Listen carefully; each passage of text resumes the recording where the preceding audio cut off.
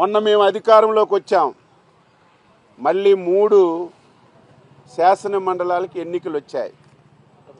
కృష్ణా, గుంటూరు, తూర్పు, పశ్చిమ గోదావరి, ఉత్తరాంధ్ర 3 జిల్లాలు. అక్కడ టీచర్స్, ఇక్కడ గ్రాడ్యుయేట్స్. నేను చెప్పాను ఫేక్ పార్టీ. ఈరోజు ఉత్తరాంధ్రలో టీచర్ ఎలక్షన్స్ ఫలితాలు వచ్చాయి.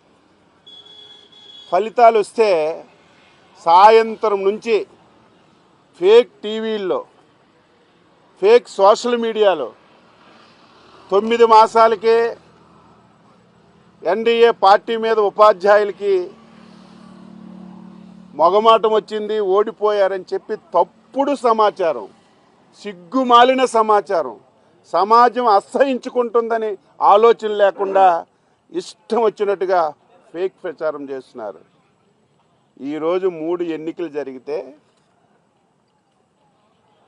ఈరోజు చిత్తుగా ఓడిపోయిన వాళ్ళు మీరు.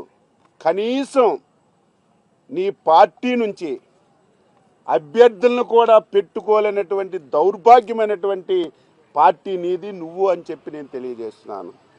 ఈరోజు అభ్యర్థుల్ని పెట్టకుండా ఒక ముసుగులో డ్రామాలు ఆడారు.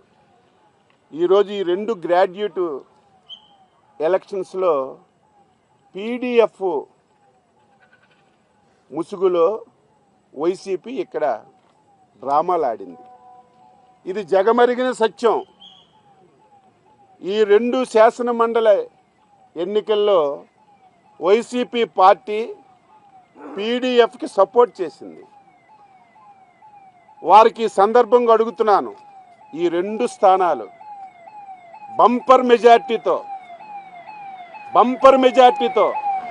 ఈ 2 స్థానాలు తెలుగుదేశం పార్టీ అభ్యర్థులు గెలుచుకుంటున్నటువంటి విషయం ఈరోజు ఈ సందర్భంగా తెలియజేస్తున్నాను.